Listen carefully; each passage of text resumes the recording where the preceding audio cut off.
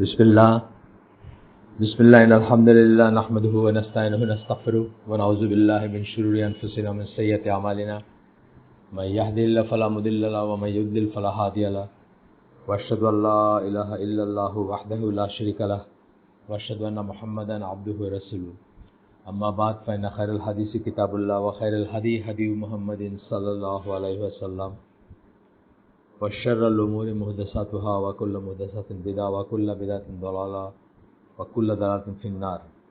अस्सलामु आलैकुम व रहमतुल्लाहि व बाराकातुहू। আমরা পড়তেছিলাম the attitude of the righteous salaf or Ahlus Sunnah wal Jamaa includes the following, এই বলে কিছু পয়েন্ট করছিলেন। সেই অ্যাটিটিউড, দৃষ্টিভঙ্গি, মনোভাব, আচরণ, অ্যাটিটিউড কথার আন্ডারে যেটা আসবে আর কি, কোনো একটা জিনিসের প্রতি কেমন মনোভাব পোষণ করবেন, কিভাবে নেবেন একটা কিছুকে, বা দৃষ্টিভঙ্গিটা কি হবে জীবনের প্রতি, মুআমালাতের প্রতি, ডে টু ডে ডিলিংয়ের প্রতি বা দিনের ব্যাপারগুলোর প্রতি, এটারই একটা পয়েন্ট করে পড়তেছিলাম আমরা। আজকে যেখানে শেষ করছিলাম সেখান থেকে পড়ব। এখানে বলতেছেন they do not accept any mistake from anyone if that has to do with religious issues or scholars. Rather they reject it, but they make excuse for the person who said it, if he is one of those who excuse may be accepted.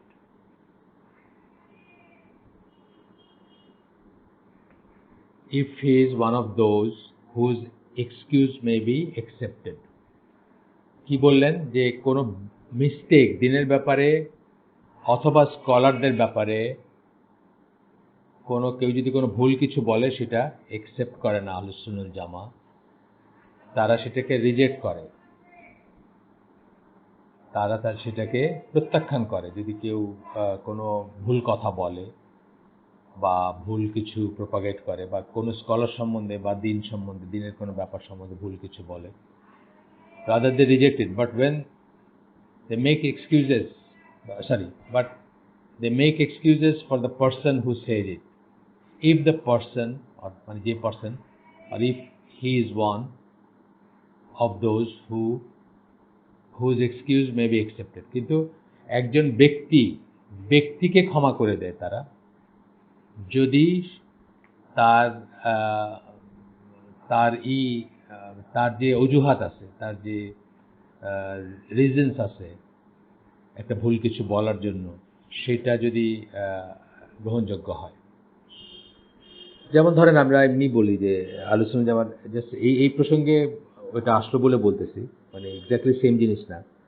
ধরেন একজন লোক একটা statement, একটা বক্তব্য দিল যেটা আসলে কুফর অথবা শিরকের পর্যায়ে পড়ে বক্তব্যটা।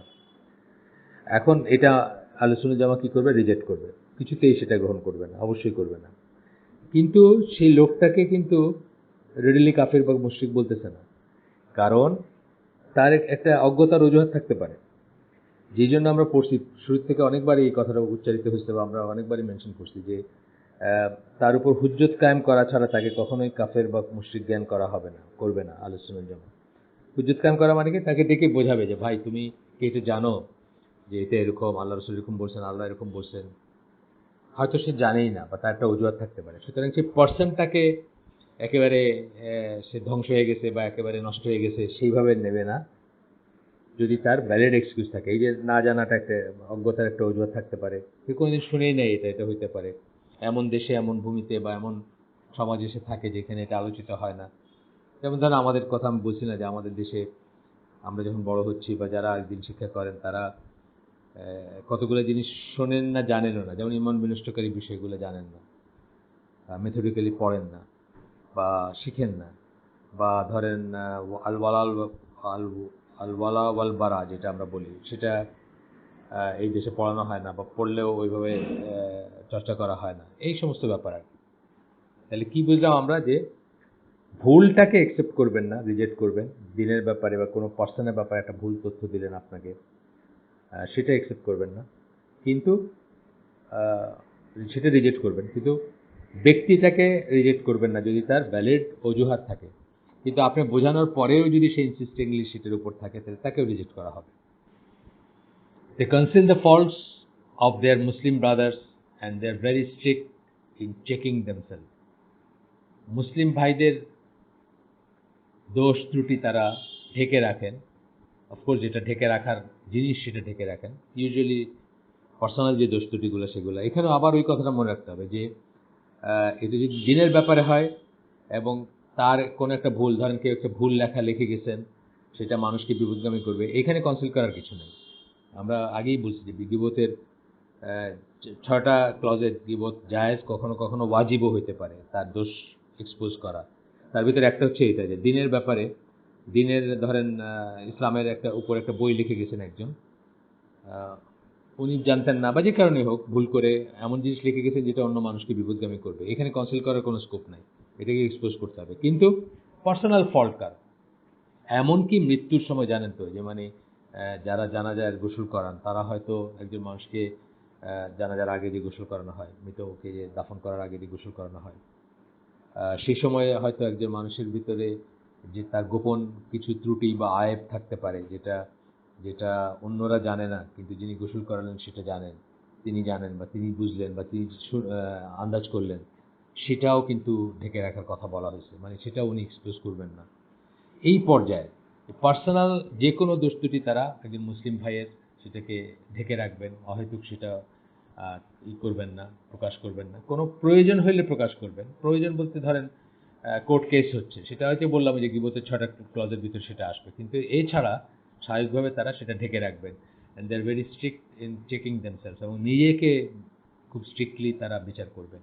নিজের ভিতরে কি দোষগুলো আছে, নিজের ভিতরে কি পরিত্যাজ্য বিষয় আছে যেগুলো ছাড়া উচিত বা যেগুলো সেগুলো তারা চেক করেন। অর্থাৎ ইন্ট্রোস্পেকশন যেটা আমরা বলি, নিজেকে নিজে ইন্সপেক্ট করেন, নিজের হিসাব নেন। যেমন অমরনাথ দেলন সম্বন্ধে আমরা বলছি না, রাতে ঘুমাইতে যাওয়ার আগে উনি হিসাব নিতেন নিজের, সারাদিন কি করছেন, কয়টা খারাপ কাজ করছেন বা কয়টা ভালো কাজ করছেন বা কেমন ছিল দিনটা, গেজিং আর কি যেটাকে আমরা বলি।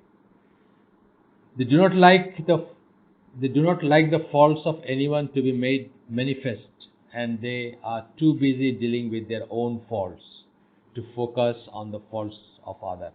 তারা অন্যের দোষ ত্রুটিগুলোকে ফোকাস করার বা অন্য দোষ ত্রুটিগুলোকে প্রকাশ করার ব্যাপারে বা প্রকাশ্যে নিয়ে আসার ব্যাপারে বা আলোচনা করার ব্যাপারে তারা সেটা পছন্দ করেন না, কারণ তাদের নিজের দোষ নিয়ে চিন্তা করার জন্যই করতে গিয়ে আর অন্যের দোষ ধরার কোনো সময় থাকে না। আচ্ছা, they strive to conceal the faults of others and to keep secrets. ওই যে আবার একই কথা বলতেছেন, এটাকে গোপন কথা কেউ বললে, অনেক সময় মানুষের ভেন্টিং এর জন্য একটা স্বস্তির জন্য মানুষ তার অত্যন্ত গোপন কথাও কাউকে বলে, একজনকেই বললো দুনিয়া বা দুইজনকেই বললো, সেটা বলল যখন তখন তাকে আস্থা নিয়ে বলল বা বলে আবার বলল যেটা কাউরে বলেন না, সেটা তারা রক্ষা করেন। কারা? আহলে সুন্নাত জামার এটা methodology. They do not tell anyone what they have heard about him, এবং অন্য কাউকে সেটা বলেন না সেই ব্যাপারগুলো যেগুলো সে বলছে বা সেগুলো যা উনি শুনছেন বা জানছেন। They strive to avoid making enemies of people and try to be kind to them. They strive to avoid making enemies of people and try to be kind to them as to avoid strife. তারা মানুষের ভিতর থেকে শত্রু বানানোর, নিজের শত্রু বানানোর থেকে দূরে থাকেন। শত্রু বানানোর একটা এখানেই বোঝা যাচ্ছে যে আপনি যদি কারো দোষ এক্সপোজ করেন, কারো সম্বন্ধে চগলখুরি করেন, কারো পিছনে কথা বলেন, এটা কোনো না কোনো দিন জানা হবে এবং আপনার শুধু শত্রু বাড়াবেন। কিন্তু আপনি যদি চুপ থাকেন, আপনার শত্রু, বোবার শত্রু নাই বলেন একটা কথা, আপনার শত্রু অনেক কম থাকবে বা অনেকই। এবং কাইন্ড, তারা চেষ্টা করেন কাইন্ড হওয়া, মানে কি ক্ষমার চোখে দেখবেন তাদের দোষগুলা, তাদের ত্রুটিগুলা। তাদেরকে, যে মানুষটা ধরেন অত্যন্ত বদমেজাজি, তাকে যদি আপনি কাইন্ডলি ট্রিট করেন 1 দিন 2 দিন 3 দিন, তারপরে কিন্তু সে দেখবেন আপনার প্রতি অনেক কাইন্ড বা আপনার প্রতি অনেক হয়ে গেছে, অনেক ফ্রেন্ডলি হয়ে গেছে। They do not repay anyone with evil and they do not make enemies of anyone. তারা কাউকে করেন না, মানে repay anyone with evil, মানে কেউ আপনার একটা খারাপ কাজ করছে সেটাকে খারাপ কাজ দিয়ে সেটাকে কাউন্টার করেন না, বরং খারাপকে ভালো দিয়ে দূর করার চেষ্টা করেন। আচ্ছা, এবং এইভাবেই তারা শত্রু বানানোর থেকে তাদের শত্রু অনেক কম হয়, শত্রু বানানোর থেকে তারা মুক্ত থাকেন। অন্তত পার্সোনাল লেভেলে আপনি দেখবেন যে আমাদের বড় বড় স্কলার যারা আলবানি, বা আপনার উসাইমিন বা আব্দুল আজিজ বিন বাজ, তারা অত্যন্ত ওয়েল বিহেভ ছিলেন, অত্যন্ত সদয় ছিলেন মানুষের প্রতি, এবং পার্সোনাল লেভেলে তাদেরকে কেউ কোনো শত্রুতা পোষণ করতো না বা ই করে না। একটা মানহাজগত দিক দিয়ে ধরেন যারা বিদাতি বা যারা শিরকের উপর আছে তারা তাদেরকে ঘৃণা করে বা তাদেরকে শত্রু মনে করে, সেটা অন্য জিনিস। কিন্তু আপনার পার্সোনাল লেভেলে তাদের কাছে কেউ গেছে তারা মিসবিহেভ করছেন এমন কোনো বর্ণনা কোথাও পাবেন না। বরং উল্টাটা, আমি আপনাদেরকে আগেও বলছি বোধহয়, আমাদের এই 2012-13 দিকে বোধহয় একজন ব্রিটিশ কেমনে কেমনে খুঁজতে খুঁজতে আইসিসিতে এসে হাজির। সে ব্রিটিশ মুসলিম, আমার চেয়েও বড় সে বয়সে, বেলাল ফিলিপসদের এজ গ্রুপের। বেলাল ফিলিপসকে চিনে, তার ফ্রেন্ড বললো, ভাই ওমর নাম ছিল তার। তো সে ইংল্যান্ডে একবার শাহাদা গ্রহণ করছে, আর পরে সৌদি আরবে গিয়ে আব্দুল আজিজ বিন বাজ বেঁচে ছিলেন। যেহেতু সে সাদা চামড়া কনভার্ট, মানে তার একটা অ্যাক্সেস ছিল বা তাকে রাষ্ট্রীয়ভাবে তার সাথে দেখা করতে দেওয়া হয়েছে। তো আব্দুল আজিজ বিন বাজের কথা উনি বলতেছিলেন যে আমি রুমে ঢুকে ওনার 2-4টা কথা বা ওনার প্রেজেন্সে আমি বুঝলাম যে হি ইজ নট লাইক আস। এই কথাটা যে উনি বোঝাতে চাইছেন যে উনি আমাদের মতো সাধারণ কেউ না। কি দিয়ে বুঝছেন সেটা? তার এত সুন্দর ব্যবহার, এত মানে ম্যাগনেটিক এই মানে কি বলবো, পার্সোনালিটি, সবাইকে আপন করে নেওয়ার বা সবার প্রতি সদয় বা সুন্দর করে ব্যবহার করার, এটা দিয়ে উনি বুঝছেন যে উনি আমাদের মতো না। তো এই ব্যাপারটা আর কি, যে তারা ক্ষমা করেন মানুষকে, এবং তারা কোনো একটা খারাপ জিনিসকে, মানে তারা বলতে আহলে সুন্নাত জামার কথা বলতেছি আমি। আহলে সুন্নাত জামার মেম্বার যারা বা সদস্য যারা বা যারা আমরা সবাই যেটা হইতে চাই, হইতে গেলে এই চরিত্রগুলো থাকতে হবে আমাদের, যে আমরা খারাপকে খারাপ দিয়ে কাউন্টার করি না, খারাপকে ভালো দিয়ে ই করি। ধরেন একজন মানুষ আমাকে সালাম করলো না, করে না, সেটার জন্য আমি তার সালাম করা বাদ দিলাম, সেটা না করে আমি আগে বাড়ি তাকে সালাম করবো। একটা ছোট্ট উদাহরণ দিলাম, মানে এরকম আরো অনেক কিছু আসবে। রাসূল সাল্লাল্লাহু আলাইহি ওয়াসাল্লাম একটা হাদিস আসতেছে, মুসলিমের হাদিস, এখানে বলতেছেন যে স্ল্যান্ডারার, যে স্ল্যান্ডার করে, স্ল্যান্ডার মানে পেছনে যে, পেছনে না মানে যে অপবাদ দেয়। গীবত আর ইসের ভিতরে একটা তফাৎ বলছিলাম। গীবত কিন্তু সত্যি কথা, আর স্ল্যান্ডার হচ্ছে মিথ্যা কথা। স্ল্যান্ডার হচ্ছে মিথ্যা কথা, যে মানে যে অন্য সম্বন্ধে মিথ্যা কথা, মিথ্যা দোষ বলে বেড়ায় বা তার সম্মানহানি করে, তার কথা বলতেছে যে will no slanderer will enter paradise. মানে যারা এইসব করে, তারা অপবাদ দেয়, আরবিক শব্দটা হচ্ছে কাতাত, তারা জান্নাতে যাবে না। মুসলিমের হাদিস। আরেকটা, according to a version narrated by Muslim, আরেকটা ভার্সন বলতেছেন, সেটা হচ্ছে আপনার, সরি, এটা বুখারী হাদিস, মাফ করবেন, এটা বুখারী হাদিস। এই হাদিসটা বুখারী হাদিস, যেটা মাত্র বললাম স্ল্যান্ডারের সম্বন্ধে অপবাদ দেয় যে সেটা। আর মুসলিমের হাদিস হচ্ছে এটা। এখন আরেকটা বলতেছেন যেটা, যে এটার আরেকটা ভার্সন হচ্ছে নো নামাম। নামাম মানে হচ্ছে নামিমা। নামিমা যারা ই করে, মানে নামিমা মানে হচ্ছে চগলখড়ি। আমাকে এসে বললো আপনার কথা, আপনি আমার সম্বন্ধে এরকম বলছেন, আপনার কাছে গিয়ে বললো আমার কথা যে উনি আপনার সম্বন্ধে এরকম বলছেন, তাতে কি হলো? দুজনের ভিতরে কিন্তু লেগে গেল। ঝগড়া লাগবে তো লাগলোই, আর ঝগড়া না হলেও মনটা মেঘাচ্ছন্ন হয়ে থাকবে, আর আমার প্রতি আপনার বা আপনার প্রতি আমার আর কোনোদিন ভালো একটা ইমপ্রেশন থাকবে না, বা সবসময় খারাপ একটা থাকবে। এইটা যারা করে বেড়ায় তাদেরকে চগলখড় বলে। তো এই ইসে বলছেন আর কি, একটাতে বললেন স্ল্যান্ডারের কথা, আর মুসলিমের যেটা বললাম একটা ভার্সনে, সেটাতে বলতেছেন চগলখড় যারা, তাদের কথা, তারা জান্নাতে যাবে না। মোট কথা এই জিনিসগুলা অত্যন্ত গর্হিত ইসলামে, এবং আমরা কনসিয়াসলি নিজেকে করে, মানে নিজেকে বিশ্লেষণ করে কনসিয়াসলি এই জিনিসগুলো অ্যাভয়েড করার চেষ্টা করব, সিঙ্গেল আউট করে চেষ্টা করব নিজের থেকে দূর করা। সহজ না এটা। আমাদের দেশের মানুষের একটা পাস টাইম হচ্ছে অন্যকে নিয়ে কথা বলা, এটা অত্যন্ত অত্যন্ত বড় একটা ব্যাধি আমি মনে করি। আপনি খেয়াল করবেন, চুপ করে থাকবেন, কোনো একটা দাওয়াতে গেছেন বা কোনো একটা মজলিসে, বা মজলিস বলতে দিনের মজলিস বলতেছি না, জাস্ট একটা মানে কোথাও একটা গ্যাদারিং হয়েছে, দেখবেন যে আস্তে আস্তে কথাগুলো কিন্তু সেখানে চলে যায়, যে কোনো দুজন পার্সন থার্ড একটা পার্সনকে নিয়ে কথা বলতেছে, ভালো মন্দ যাই হোক, মানে থার্ড পার্সনের কথা বলাটা ইটসেলফ একটা অপছন্দনীয় জিনিস। আচ্ছা, যা কারো অ্যাবসেন্সে তাকে নিয়ে কথা বলা বা করা,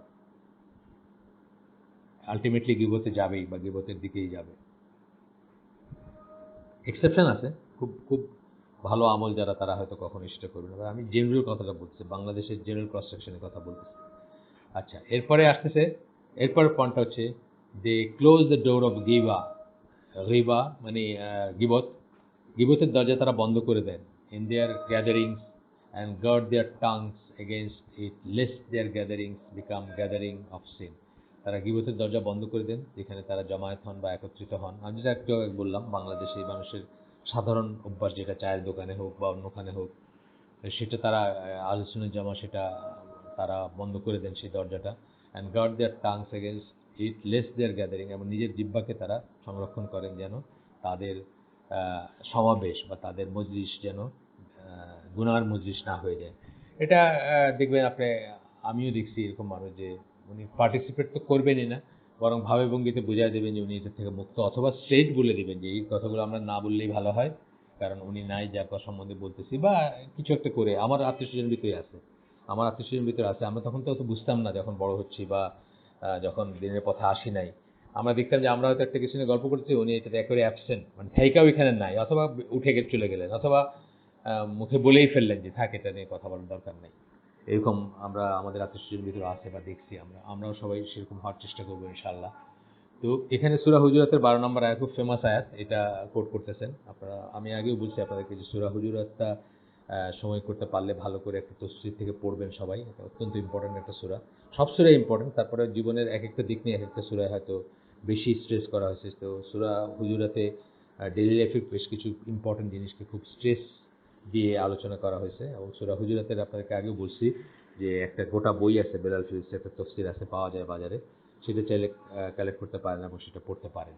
তো এখানে যে আয়াতটা আংশিক কোট করতেছেন, সেটা সূরা হুজুরাতে মাত্র 18টা আয়াত, কিন্তু আয়াতগুলো বড় বড় একটু।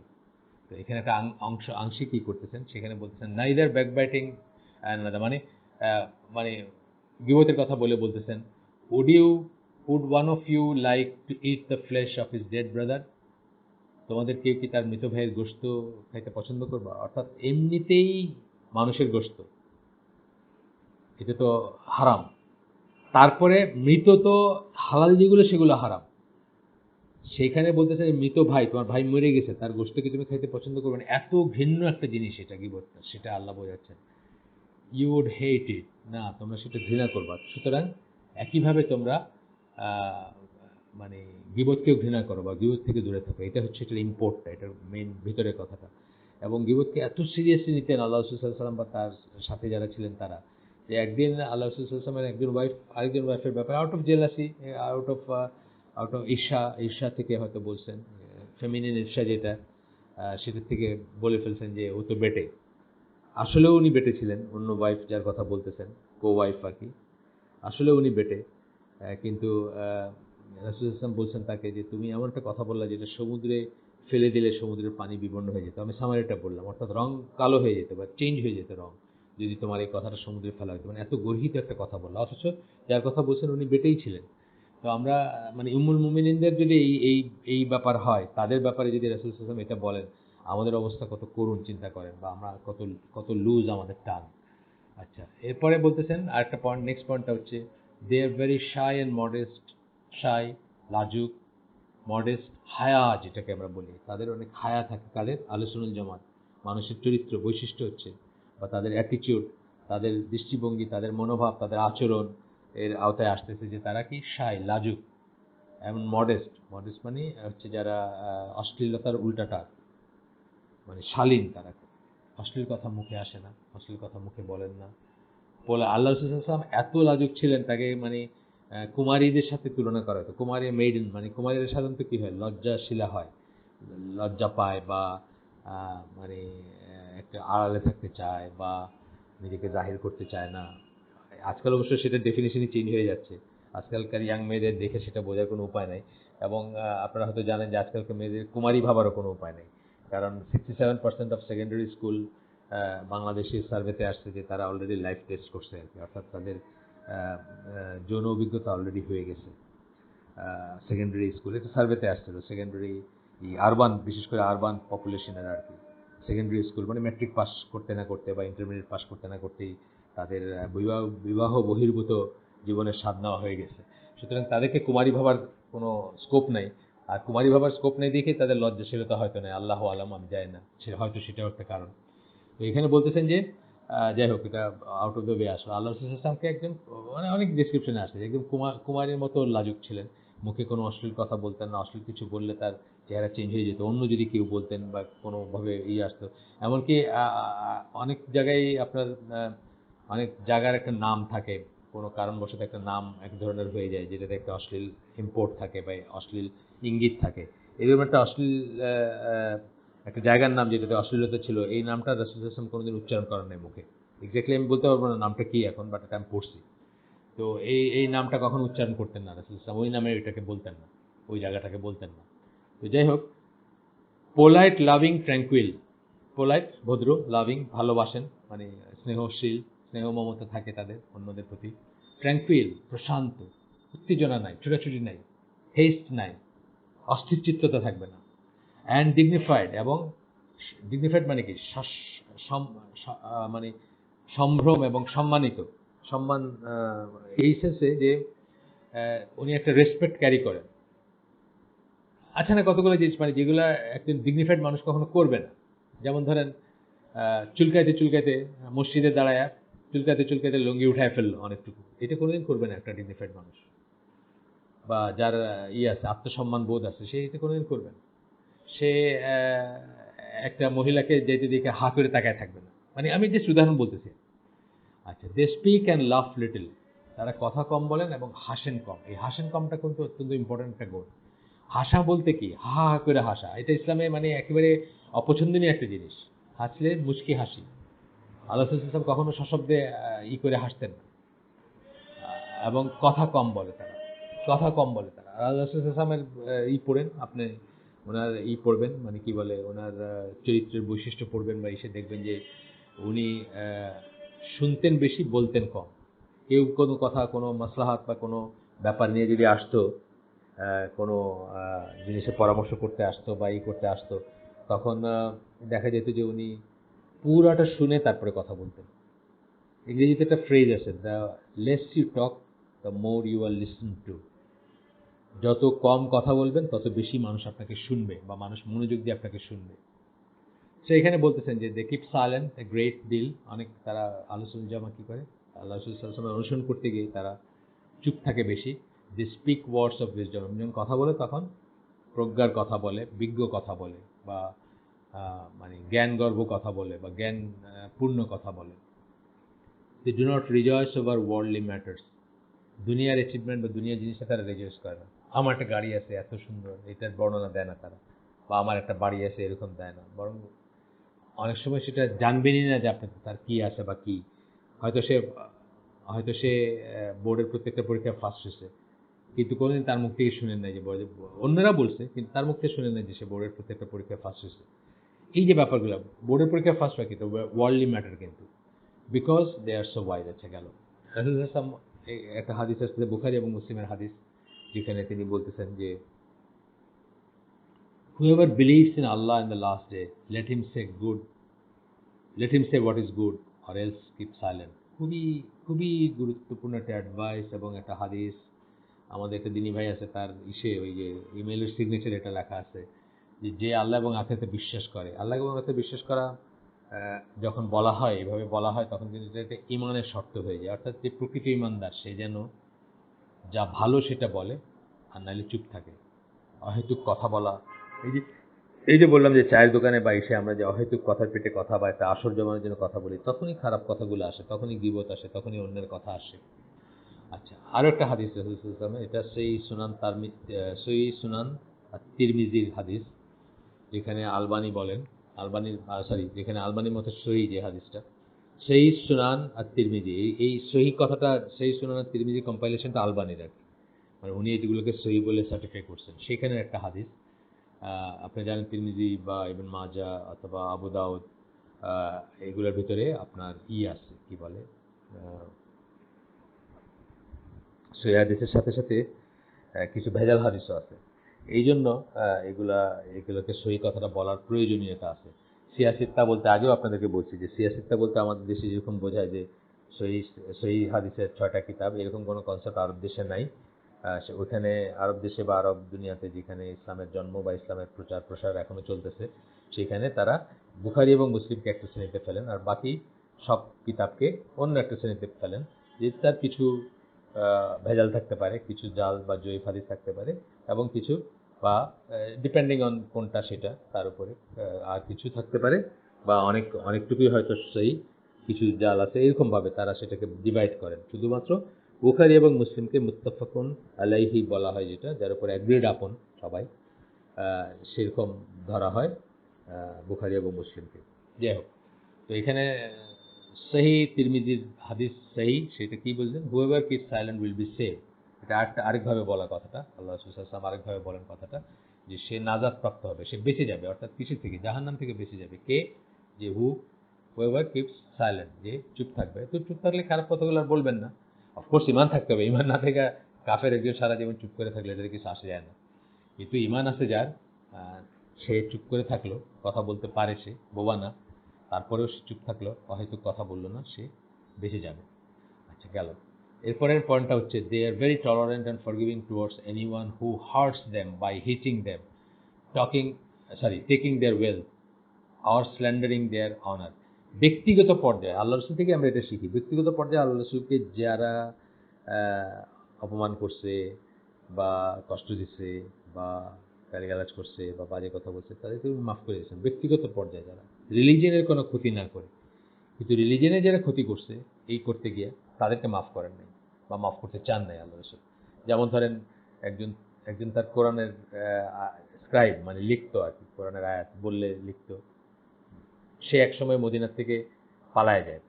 পালায় গিয়ে মক্কায় গিয়ে আল্লাহ রাসূল সাল্লাল্লাহু আলাইহি ওয়াসাল্লামকে অনেক আজে বাজে কথা বলে। সেই আজে বাজে কথাগুলো কি ধরনের ছিল? কোরআন নিয়ে, ইসলাম নিয়ে আজে বাজে কথা ছিল, নট পার্সোনাল যে ছিল তা না। এগুলা ইসলামকে হার্ম করে, কোরআনকে হার্ম করে, ইসলামকে হার্ম করে, বা দিন ইসলামের শত্রুতা পোষণ করতো সে। তাকে কিন্তু আল্লাহ রাসূল মাফ করতে চান নাই। আপনারা জানেন গল্পটা, যে পড়ে থাকেন, মক্কা বিজয়ের পরে তাকে নিয়ে আসা হয়েছিল, সে মাফ চেয়েছে আল্লাহ রাসূলের কাছে। অনেকেই চাইছে, যারা মাফ করে দিয়েছেন উনি, কিন্তু সে ছিল ওয়ান্টেডদের একজন।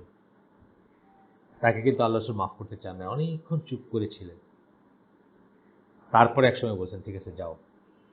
পরে বলছেন তার সাথীদেরকে, যে আমি আশা করছিলাম যে তোমরা কেউ তাকে, যতক্ষণ আমি চুপ করেছিলাম সেই সময় আমি আশা করছিলাম যে তোমরা তাকে হত্যা করবে। মানে তার অপরাধটা এতই গর্হিত ছিল। কেন? কারণ সে আসলে রাসূল সাল্লাল্লাহু আলাইহি ওয়াসাল্লামকে স্ল্যান্ডার করেনি, করছে সে ইসলামকে, কোরআনকে। সে বলছে যে আমি যা লিখতাম সেটাই কোরআন, ও কি জানে নাকি আমি কি লিখতাম, এই ধরনের কথাবার্তা বলছে। অত্যন্ত গর্হিত কথা এটা। যাই হোক, কিন্তু পার্সোনাল পর্যায়ে যদি কেউ তাদেরকে হার্ট করে, আহলুস সুন্নাহ ওয়াল জামার কাউকে যদি কেউ একটা থাপ্পড় মারছে কোনোদিন, পরবর্তীতে সে মুসলিম হয়ে গেছে বা ভালো মুসলিম হয়ে গেছে বা আয়েশা মাফ চেয়েছে, তারা মাফ করে দেন তাকে। কখনো তার সম্পদ নিয়ে নিচ্ছে, ধরেন একটা কিছু আইল ঠেলছে, জায়গা একটু ঢুকায় ফেলছে, মাফ চাইছে, বুঝছে, মাফ করে দিচ্ছে। মানে করেন নাই, প্রতিশোধ নেন নাই আর কি, নিতে পেরেও নেন নাই। কেউ কেউ পারলো না সেটা একটা কথা, আর যারা পারবে, পারার পজিশনে গিয়ে তাও নেন নাই। আল্লাহ রাসূল যখন মক্কা বিজয় করেন, মক্কা বিজয়ে চাইলে কি করতে পারতেন? সবাই কল্লা কেটে ফেলতে পারতেন, যা যে যে তার শত্রুতা করছে, চাইলে। এত পাওয়ার ছিল, এত ক্ষমতা ছিল, বাট সেটা করেন। মাথাটা, মানে মুখটা নিচু করে, কি আপনি বর্ণনাটা পড়েন কিভাবে মক্কাতে ঢুকছিলেন উনি, যেন কোনো অধ্যত্ব প্রকাশ না পায়, যে বিজয়ী বেশে বা আজকে আমি মানে তোমাদের দেখে নিব এক হাতে, এরকম যেন কোনো জেস্টার না থাকে, সেইভাবে ঢুকছিলেন। যাই হোক, অথবা স্ল্যান্ডারিং দেয়ার অনার, অথবা আল্লাহ রাসূল সাল্লাল্লাহু আলাইহি ওয়াসাল্লাম ব্যক্তিগতভাবে আল্লাহ রাসূল সাল্লাল্লাহু আলাইহি ওয়াসাল্লামকে কেউ কিছু বলছে, কেউ পাগল বলছে, কেউ এটা বলছে বা আরো কিছু বলছে, ধরেন মানে ব্যক্তিগতভাবে কেউ কিছু বলছে, সেটাকে উনি মাফ করে দিয়েছেন। তার গলায় নাড়ি বুড়ি চাপাই দিয়েছে, সেটা ব্যক্তিগত অ্যাটাক ছিল, এটাকে মাফ করে দিয়েছেন, বা এই ধরনের জিনিসকে মাফ করে দিয়েছেন।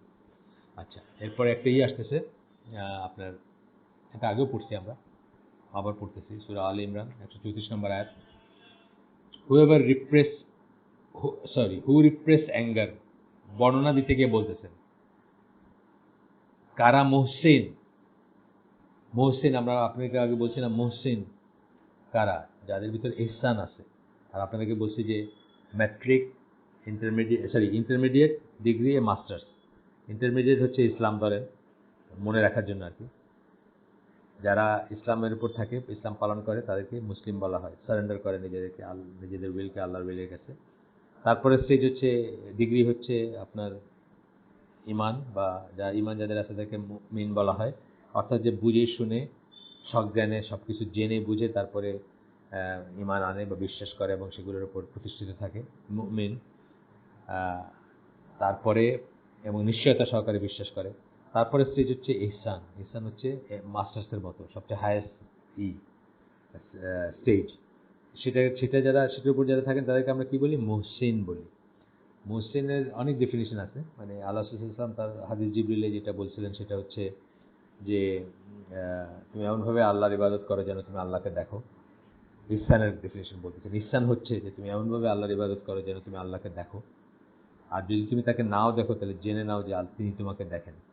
অর্থাৎ সর্বদা আল্লাহ সম্বন্ধে কনসিয়াস থাকা, আল্লাহ যে আমাদেরকে দেখতেছেন সেটা সম্বন্ধে কনসিয়াস থাকা। এটার আরও ডেফিনেশন আছে ইহসানের। একটা হচ্ছে doing things beautifully for the sake of আল্লাহ, সব কিছুকে সুন্দর করে করা আল্লাহর জন্য, সকল কাজকে। এটা এটা মান্ডেনও হতে পারে কাজটা, একটা মুরগি জবাই করতেছেন, সেটা ব্লেডটা ধারালো ব্লেড নিলেন যাতে মুরগিটার কষ্ট কম হয়, এবং যতটুকু কাটার কথা ডিফাইন করা আছে ততটুকু কাটলেন, বিসমিল্লাহ আল্লাহু আকবার বলে যেভাবে করার কথা সেটা করলেন। এত এই সব কিছু সুন্দর করে করলেন শুধু এই কথা মনে করে যে আল্লাহ খুশি হবে বা আল্লাহর জন্য, doing things beautifully for the sake of আল্লাহ। এটা হচ্ছে মুহসিনের ডেফিনিশন।